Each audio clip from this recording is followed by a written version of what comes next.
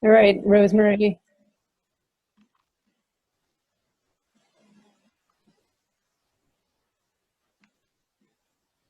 Does everyone see that clearly, or is it just my screen?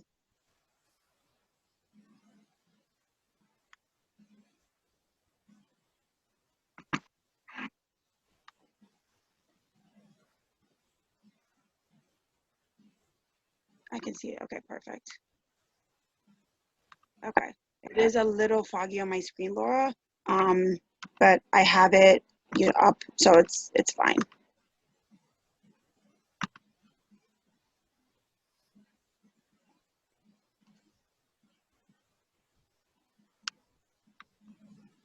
Okay. So our agenda for today, yeah.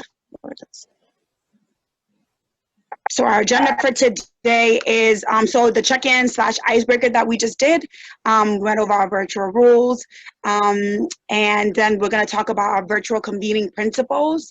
Then we're going to break into some small group discussions, and then finally go into what the session is all about, and then finally a closing. So our LPV our LPV COVID virtual convening principles. We like to reiterate this anytime that we do convene virtually, and just to let everybody understand that nobody signed up for this, right? Nobody foreshadowed that any of this was going to happen. Not for sicknesses, not for social distancing, not for the additional stress. The halt of collectively meeting with folks, adjusting to virtual meetings. Nobody really just knew this was going to happen, and learning how to facilitate or move what you were doing online, or move your services online or virtually or social distancing. Again, no one, when they sign up for their job, unless your job is done primarily online, signed up to do this. However, we're going to keep being human-centered. So the positions that Laura and I are in are very much human-centered, and we sort of want to reiterate this, that we're going to keep trying to be human-centered. We're going to keep trying to, meet virtually and assist and, connect people virtually to resources, to information. We are going to keep, understanding that, we are human beings, and regardless of what is going on, we want to keep a human-centered approach to everything that we are doing. And that's what we encourage everyone at your, your organization, or when you're home or whatever, to continue to be human-centered in a time where, we are all, on a virtual sort of platform. And then secondly, we can and will continue to our mission virtually. Sometimes it is very difficult to sort of get your point across, or get your content across, or even get your services across virtually. However, one of the capacities that we do teach is resilience, and being resilient as we want to be, that is adjusting and moving our mission virtually, and continue to engage folks emotionally, continue to engage people on the virtual spaces. It is something that we now have to do, and it's something that we have to adapt to. And then we are hoping that within this session, you might learn how to adapt your, organization, your mission, your work virtually as well. We will remain flexible and adjust to the situation. We're going to talk a little bit about, happen, issues or whatever. This is the best time for you to practice flexibility, regardless of whatever it is that is going on. This is the best time to adjust what it is that you have been doing, so we know what your norm has been. It is important to stay flexible during this time with your tech issues, or with your staff, with your team, even with your family members. Things change on a daily basis, as you all know. So it is very important, and it is very key to stay flexible and adjust to whatever situation that you encounter. And finally, in times like this, we lean on our positive leadership principles, that are authenticity. Learn to be in your authentic self, regardless of what is going on. At least, try and do your best. Your purpose, and understand that there is a purpose even when you are at home. There is a purpose for whatever meeting that you go to, whatever phone call you have, whatever your mission and your vision is for your organization or your company. There is purpose in everything that you are doing currently, even though sometimes it may not feel like it. Resilience, that is very key. Being resilient during this time where resilience is needed. Again, things change every day. There's, a lot going on outside. And the best thing that we can practice now is being resilient to our situation, being resilient at our positions, and just being resilient at home. And then finally, one of the hardest things sometimes to be is, grateful. We see unemployment going up and, social distance and not being able to, go outside sometimes. But one of the key principles that we want to take away is to be grateful for, what you do have, and being grateful for, the environment that you have around you.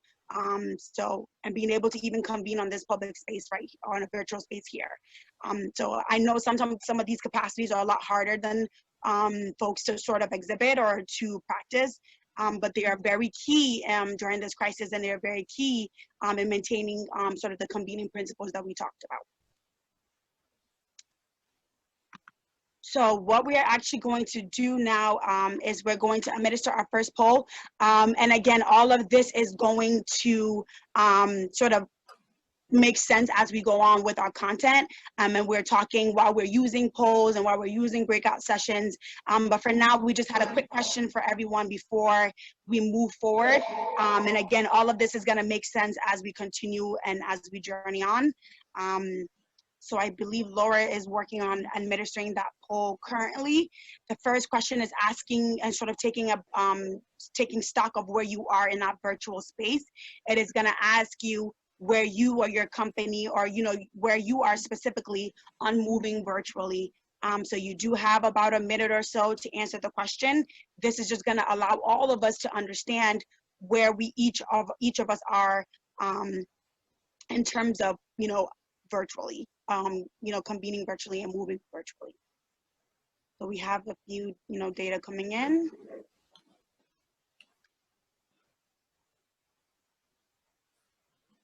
Okay. Okay.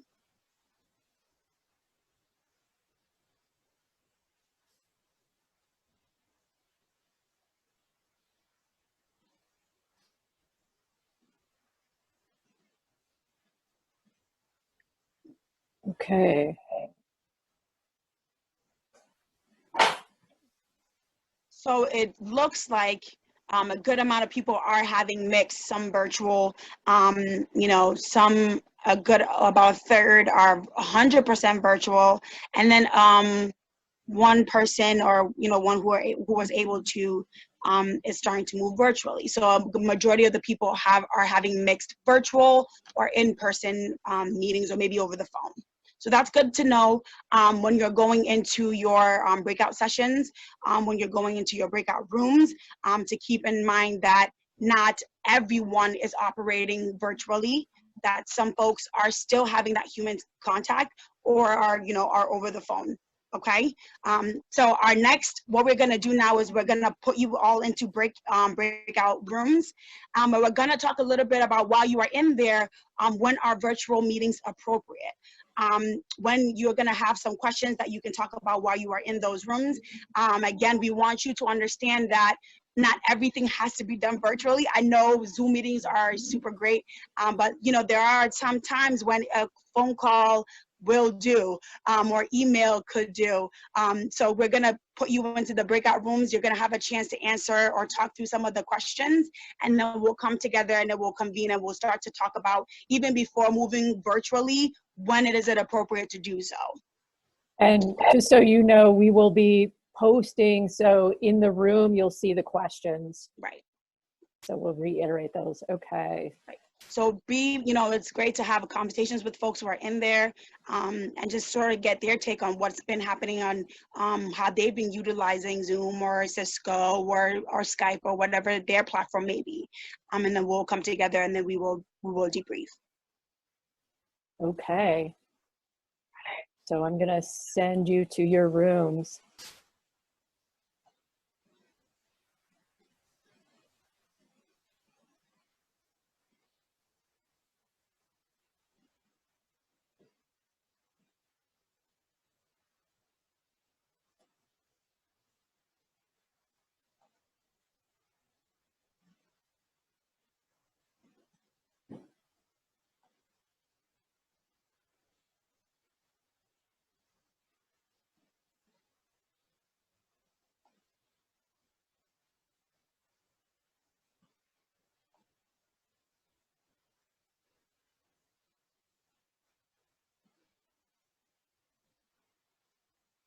mental health or your physical health during this time is also very important.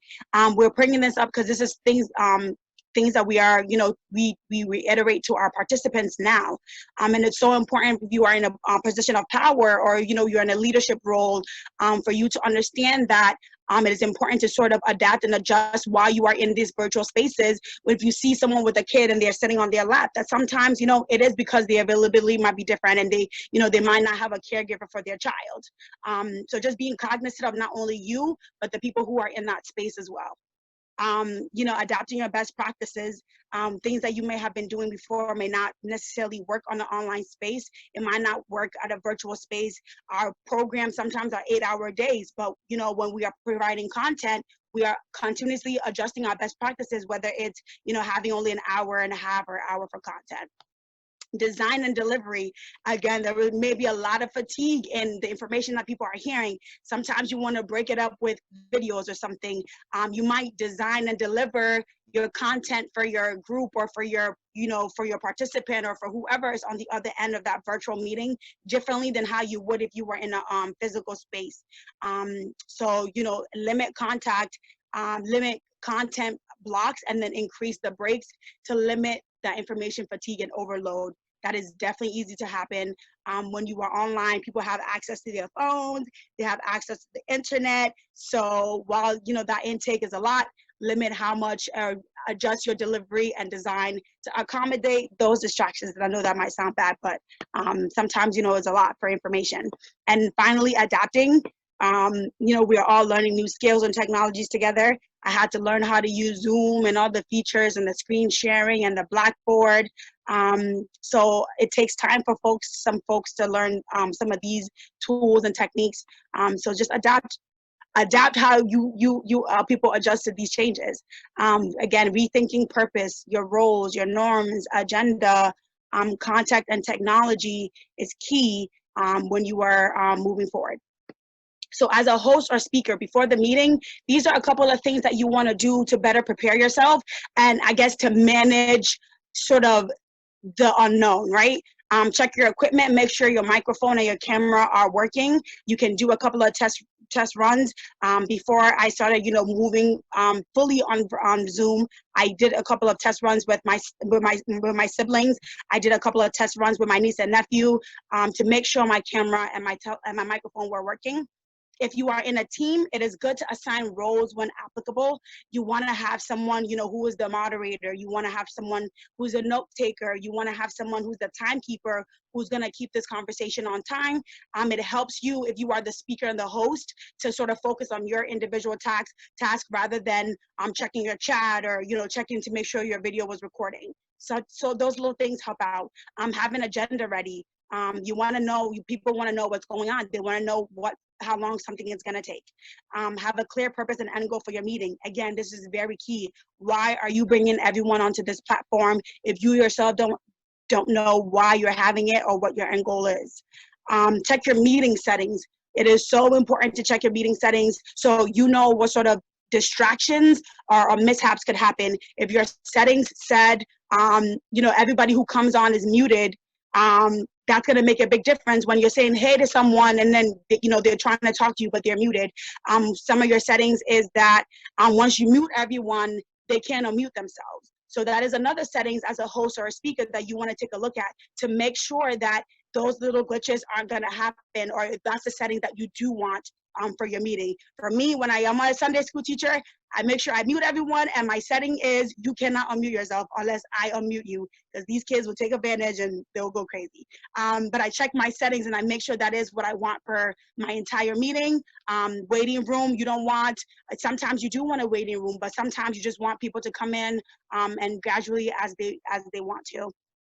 Always have a plan B. Anticipate technical problems. It's gonna happen.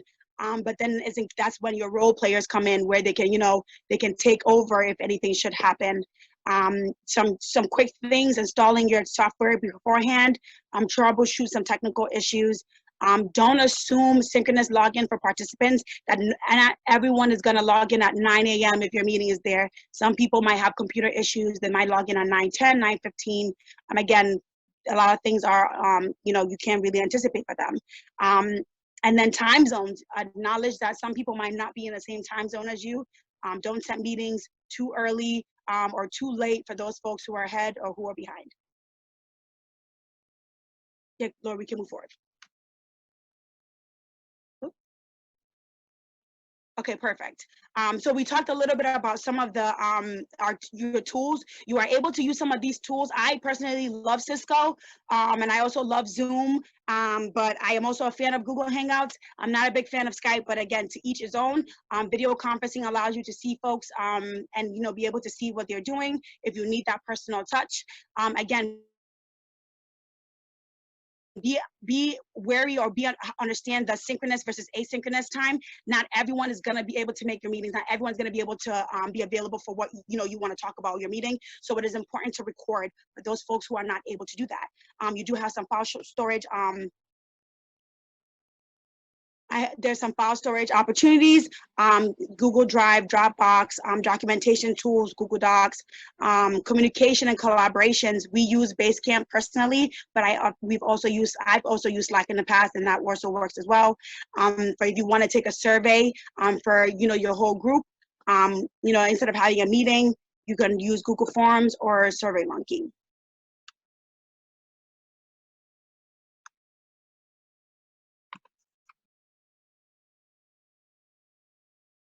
Yeah, so identify virtual norms. That's what we did ahead, and that's the meeting norms that I talked about in the beginning.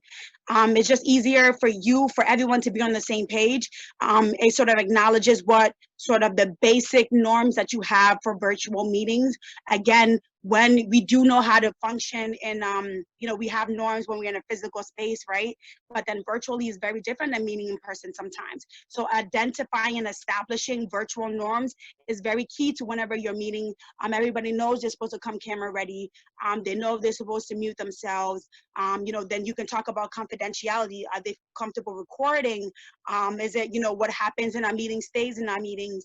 Can we just speak up, or do we have to raise our hands? Again, this keeps, your meetings moving smoothly, and it sort of limits sort of that confusion. I have used the hand raising method when I'm teaching because I feel like 10 kids trying to talk at once is not the best. So identifying those virtual norms are so important to moving your meeting forward, and then keeping it on track.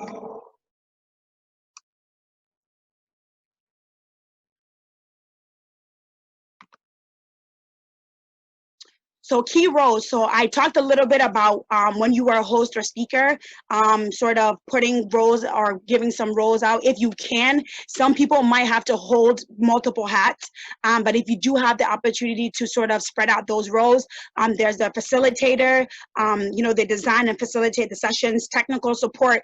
Those are the folks, or that's the person that, if someone can't log in, they forgot the link, they're not able to get in with the meeting ID, or their password isn't working, that will be the person that will be responsible for, catering to those people while the meeting is still moving forward. The moderator sort of engages everyone, greets participants, moderates the chat, make sure, they're responding back and forth to folks. That is very key. And again, moving your meeting forward and making sure your meeting is efficient as possible, because again, but sometimes your team is small enough that one person is wearing multiple hats. A note taker, someone who's note taking and documenting what people are saying, moving forward, steps moving forward, rules, norms, etc. They're going to document the experience, take away action items, and then send forward the notes that they took. And then finally, the timekeeper, to make sure everyone is on time and they're moving forward. We have just one more poll for you. It's going to ask you about which role you feel comfortable being in, or which role that you have experienced or have been able to have skills in. Something that have you been a facilitator before? Have you done technical support before? Are you comfortable being a moderator? Are you comfortable being a note taker? Are you more comfortable being a timekeeper? So for example, if I said, oh, so-and-so person is this role, you would be like, yes, I feel very comfortable in this role. I have done it multiple times. So far I'm seeing we have one facilitator. Okay, someone is, very comfortable being a note taker. Somebody's very comfortable being a timekeeper. Okay, and somebody has done technical support. So that's really good. Okay, 2 facilitators. Okay, all right. Okay. So we have a version. No one on this virtual platform has been a moderator. That is interesting. Most people have been note takers. A couple of people have been facilitators, so that's good. That's awesome.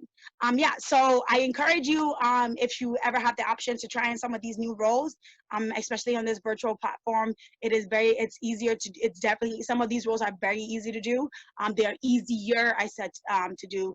I believe the note taker one is much harder on a virtual platform.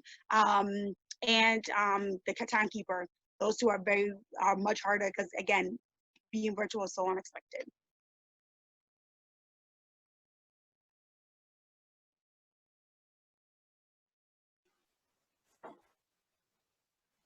All right. So I'm going to talk about virtual meeting design for the remainder of our time, and how to put together your virtual. I can't emphasize enough what Rosemary was talking about signing roles. Knowing when I'm having to present that she's able to do my breakout rooms so that I don't have to be clicking it while I'm talking at the same time is huge. I was on a virtual meeting last week. There were like 200 people on it. Having the technical support person was vital because people were then calling that person, making sure people could get in on the meeting. I think people are getting better about being able to call into meetings and knowing how to do it, but we all are working on different platforms, so important to have that. So 4 key steps to convening a virtual meeting. One is stretching the learning over time. It is really hard for humans to sit in their chair being engaged this way for 8 hours. So I'm seeing some organizations offering like 4-hour trainings. That sounds horrible to me. One of the things that we've learned and we're doing is the sessions that we have that are a full day session, we're breaking those into 3 separate 90-minute trainings. And that's still not equal to that full 8 hours. But the stretching it gives people time to absorb it and learn it over time, because we all have much more distractions than we had before. Giving people the opportunity to use what you're talking about. And even on these meetings, by having breakout discussions or a chance to apply whatever you're talking about is really crucial. So thinking about how you design, curating and creating the content. One of the things that has been really helpful as we moved into this virtual meetings is that I can pull information from lots of different places that I wouldn't be able to do within in-person. So that's exciting. It opens up a whole bunch of opportunity. And the last piece of it is incorporating the social learning. By using platforms like Zoom and others where people can have conversations and not just be talked at is really important. It increases your engagement as well as the learning and the take homes. And also people are craving contact with each other. So just being able to talk to other people and commiserate about what you're all going through is really important emotionally. So this is just a in-person versus online. In person, we do a PowerPoint, we've got our notes we give to you guys, you might have a workbook, and it might be somebody droning on over and over for a while. When you're moving to online, you've got to break it up, and that people can only pay attention for 10 to 15-minute blocks at the same time. So, for example, this session that we're doing with you all, we started with a video. We then had a little bit that we presented. We went into a poll to engage you that way. We did some breakout rooms. We talked at you again. We did a poll, and now I'm talking at you again. You get it. So we're using all of these different things to break into smaller chunks, given that we're just going to have different attention spans on virtual learning. This is thinking about relationship building. It's harder online. You know, we're not able to do networking in the same way. So how do we move into a really different way of connecting people? You can do small group discussions, as we talked about. You can do storytelling. This space allows us to have whiteboards where you can type things in. We can send out links for like a Google Doc where you could type in your own feedback. So there's lots of ways to start building relationships, but we have to do it differently because it's just not the same of the like come into the meeting and you're going to have chit chat the way you would ordinarily do. So that's really important. So here's some of our virtual engagement tools that we're using. So greeting people, asking people to rename themselves. So if you remember at the beginning of the meeting, I said like type in your name so that we know who you are. You can do icebreakers, a roll call. I mentioned whiteboards for brainstorming, polls. So Zoom definitely lets you do polls. I know there's also some online polling options where people can write there in current time, give you feedback. I mentioned sharing documents. Remembering that having prompts for reflection is really important for introverts. So in these small group breakouts, it's sometimes really hard for everybody to talk, and some people just feel shy being on camera or having to mute and unmute themselves. So the chat is a really good way to get people engaged and to give their opinions and feedback. And as I mentioned, like creating a online document, like a Google Doc. I was on a training a few weeks ago and they had everybody in our breakout groups with the brainstorms. They gave us the link to the Google Doc and the note taker was just putting all of everything in there. And there must have been like 10 breakout rooms were all dumping their information into this master document. So it was really exciting to see all of these ideas flying around. Engagement is really important. So we've been trying to find ways to also bring fun to it. And you can throw in the chat and Rosemary will monitor it, but fun things that you've seen people doing that make their meetings engaging. So I'll mention a few. The scavenger hunt. So you can ask people to go and bring an object that's yellow, bring something that's living, bring something that's fragile, whatever it is, and bring it back and share it with everybody. I've seen some people doing like a theme. So they ask we did a pajama day with our LPV class. So people sent in pictures of themselves working from home in their pajamas.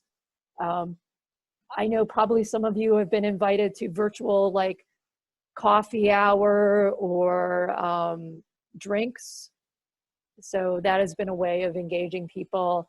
You can use videos or music. Again, thinking about ways you can make it emotionally engaging for people and not just we're presenting a whole bunch of content all the time.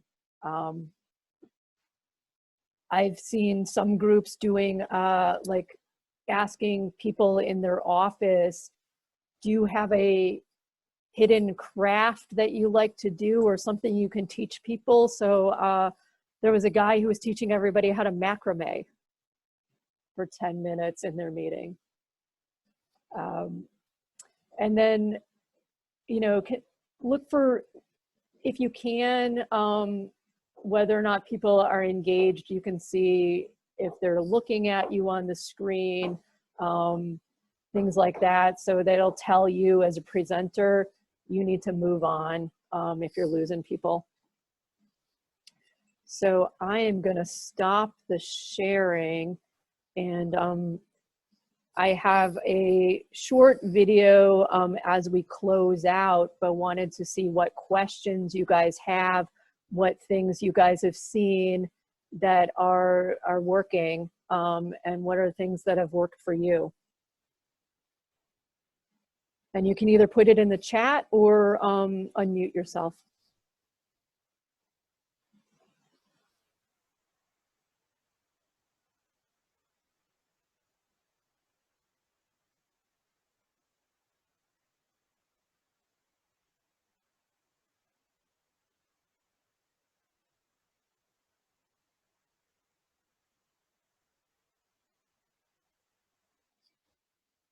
You guys are quiet, not a lot of questions at all. I think this is the notes will be available, so we will make the PowerPoint available, and then we're recording this, so you can also share it with other people.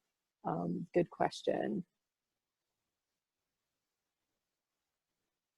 I was going to ask you guys, what types of convenings are you all looking to have or starting to have? Is it board meetings, trainings, or other things?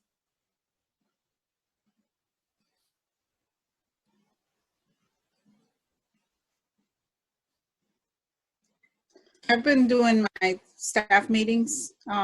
We use Microsoft Teams because that's what the district uses. I'm actually getting ready to have one in 3 minutes. But it's really nice to just be able to see each other because we miss seeing each other. You really start to realize how much your work family is your family. Those are the people that we see most. So I've been doing it for my staff meetings. I used to do a lot of my board committee meetings on a free conference call. But I think now, you know, we're planning to have our next full board meeting using Zoom or some other type of platform. And in a couple of weeks, I'm on a advisory committee for Western New England's social work program. And I always help them do portfolio reviews. So we're going to do that virtually for the first time. So I had to set up a invite for a Google Hangout meeting because I don't have a Zoom account. So, you know, I know there's a limitation with the free account. So that'll be different. It'll be me and one of the professors there and the student, and we'll be reviewing the student's portfolio. So I think what we're trying to figure out now is whether we can engage some of our volunteers virtually, even if it's just to keep them feeling engaged with us. So providing some support, some check-in sessions just to see how they're doing.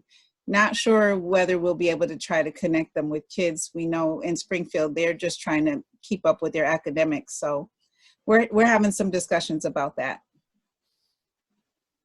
Thank you, Denise, for sharing. Yeah, I think seeing people is really important. I know our staff has done like lunch together, although nobody ate, but in principle, yeah, I think, you know, I just encourage everybody to like practice. I practice with my kids.